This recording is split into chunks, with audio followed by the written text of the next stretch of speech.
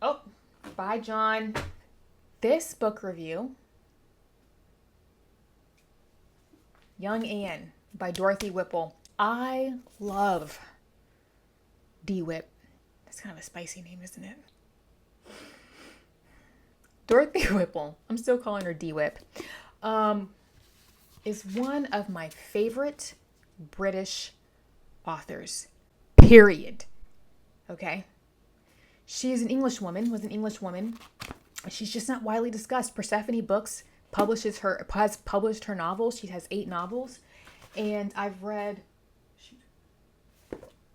3 of the 8, and I one day would love to read the remainder of her novels that Dorothy Whipple wrote and that Persephone Books has published.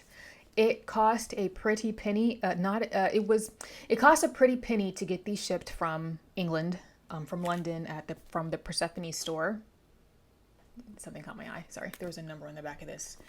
But I remember when I ordered these, it was 2019. And so now, as you can imagine, the shipping, getting Persephone to ship something to you is very expensive. I'm pretty sure that Blackwell's probably has some of these available online, but I would love to visit the Persephone store one day. Let's talk about Young Anne, because Dorothy Whipple is one of my favorite British authors. She's one of my favorite English authors.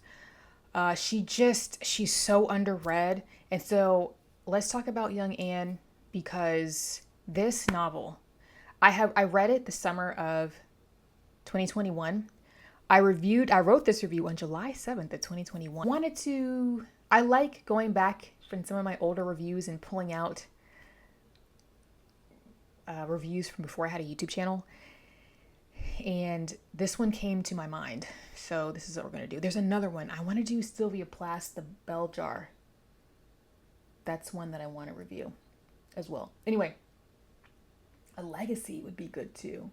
Sybil Bedford. I got some good ones. So anyway, I don't have a lot of quotes here for this review, but I have a lot of analysis.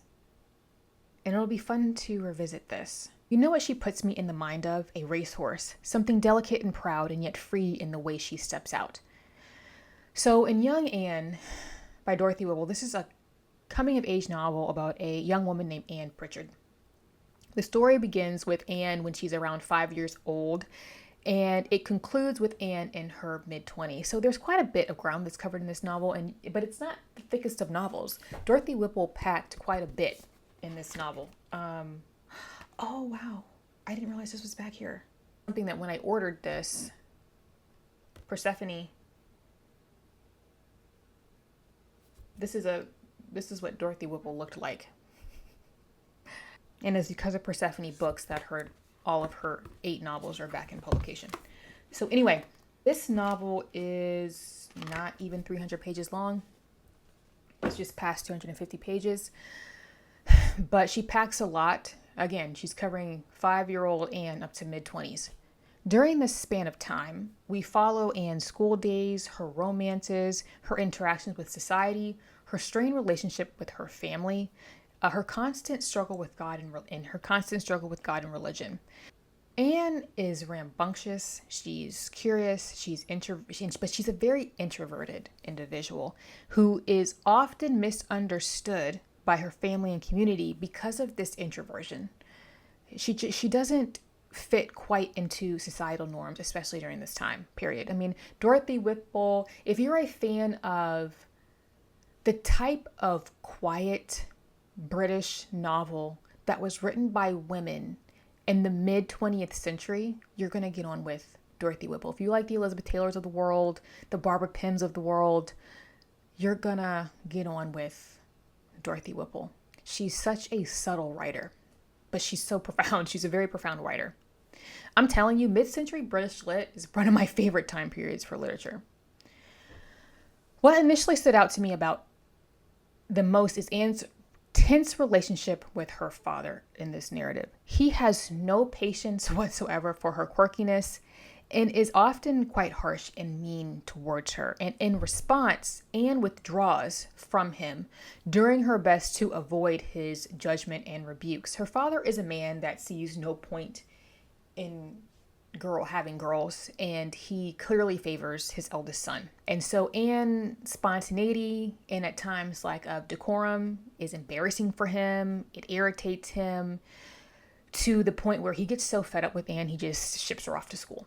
This is a story that highlights, in my opinion, the importance, not just the importance of parental relationships in a child's life and how that shapes a child, but specifically that father-daughter dynamic. And the important role in particular that a father plays in a young developing girl to woman.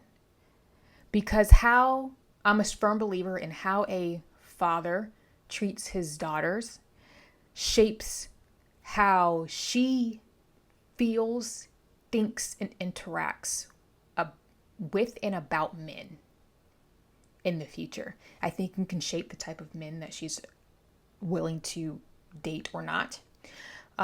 It shapes a young woman's self-confidence in the world when you have depending on how that father figure treats you. I mean, of course, there's always nuance here, but a good, strong, healthy father in a young person's life, male or female, is pivotal in my opinion. And it shapes men a little bit differently, but I can speak from the female perspective. I think that, in my opinion, a lot of bitterness that some women can have towards men it was because they weren't treated properly by their father, or they didn't have a father figure in their lives, a good one. Having a father figure in your life, but he's a bad one, does a lot of damage as well. It also impacts how a child and then that adult interacts and views authority figures. Though Whipple doesn't dive much deeper into this dynamic, you can see these subtle instances with Anne when she withdraws into herself because she's used to suppression.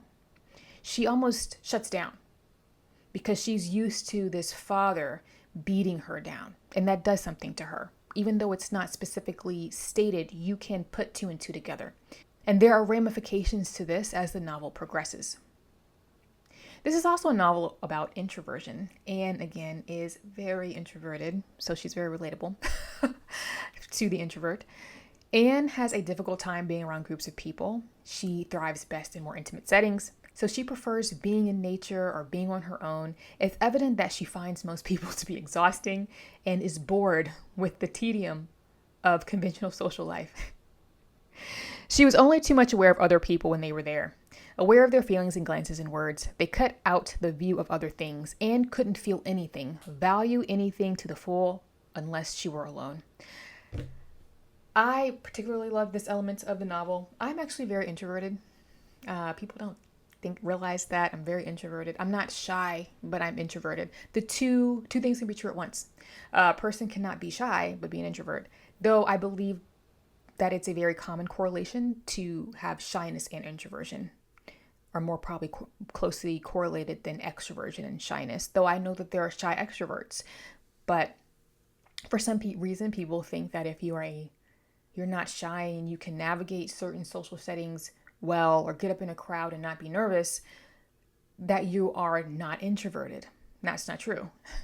Introverts are often, and I think in this review, I appreciated the way that Dorothy Whipple portrayed this so well because it struck a chord with me. Introverts are often misunderstood because they thrive better in smaller, intimate, more one-on-one settings. That's my favorite. I prefer to be on very intimate one-on-one settings than to be in groups. I find myself that groups of people are exhausting. I even told my mom recently, so if I have to fake smile, I'm not going. I can't stand being in large social events where I have to fake smile. And when people are going to ask you this irritating small talk, sometimes you have to do it, like at work or something like that. But it's actually very, very taxing. That social battery drains faster than it would in somebody else. And that's what being an introvert means. It's not meaning that you're automatically socially awkward or shy. I have a friend who's extroverted who's actually socially awkward. It's just you get drained way faster. So you often hear the introvert say something along the lines of, I need to go home and recharge, right? So in this novel, again, you get this excellent portrayal of the introvert and this tension between the need to withdraw and the need to perform. So if you're an introvert, you'll see yourself in Anne for sure, and how Dorothy Whipple writes about it. Some people aren't a fan of hypothesizing or saying, if this character was modern, would this character have been considered autistic? Possibly. We probably would put Anne on the autism spectrum today. She could probably fit somewhere on that line because it's that overstimulated, I feel like I'm about to crash, just like you feel like you're short-circuiting, something like that. So if you're interested in, again, that type of character, you see it a bit in Convenience Store Woman, where you have this female character in particular who's quirky, she's not fitting in, she's got these weird nuances, if you will, to her mannerisms. You could potentially also view Anne from that lens. Okay, we're about to wrap this up. This is a shorter review. One of a common theme, a theme in this novel in particular, but I find that it is a common theme in Dorothy Whipple's novels in general, from what I've read thus far, is this relationship with the main character, and God and faith. And so I've read Someone at a Distance, The Priory, and now Young Anne. And this theme was blatant in all three of these novels. So in Young Anne in particular, Anne has a difficult time reconciling the concept of God in a world that is disappointing. The world was vile. Men and women were vile. Everything stank. God was gone. Anne couldn't reconcile her own ideas of God to her new idea of life. And as Anne gets older, she becomes more disillusioned with life as her expectations do not meet reality. No material comfort can heal a spiritual dislocation. Oomph. That quote. That quote needs no elaboration. Whereas in Someone at a Distance and The Priory, so her other novels that I've read thus far, the characters actually have a literal come to Jesus moment. It happens in Someone at a Distance. It happens in Someone at a Distance. It happens in The Priory, where you have a character who is forced in such an extreme situation that they can't help themselves. No earthly man can help them. They are literally forced on their knees, and they have to cry out in prayer for that situation to turn around. However, I mean, again, these characters go through hell and high water in their own way, in their own circumstances, and they have come to the end of their rope. This doesn't occur in this story with Anne, which I find to be intriguing that Whipple does this. Again, I'll be curious to see once I get to them if this happens in some way in the other 5 novels. Anne struggles with this dynamic God and faith and her own reality of what she is experiencing to the end of the novel. There's no clear-cut resolution, which I think is actually very relatable. Because even in one's faith, you waver at times. You're constantly asking questions and you're like, God, what? It's never this. It goes like this throughout life, and there are times you question God. You question why you've done certain things and lived your life a certain way, or why God did you allow this or whatever. It's never just, oh, I had this one come to Jesus moment and everything was cured. It cycles in life. It's life cycles. And how you relate and how you're talking to God and your own faith. Your faith wavers throughout your life. Not saying that in some cases you ever doubted the existence of God or anything like that. It's just, there are times when having faith is easier than others. And faith is always a challenge when you're going through hard times. So anyway, I hope that made sense. So let's wrap this up. Short review. Shorter review for me. So this is a quick, enjoyable read. And by quick and enjoyable, you can probably see from some of the quotes, it's probably not the cheeriest of novels, but enjoyable as in there's just something about the way that Whipple writes a novel. The woman can write. She's very subtle. Okay. It's just, you kind of have an attachment to Anne as you're reading the story and how she navigates through life and the decisions that she makes, whether you always agree with her decisions or not.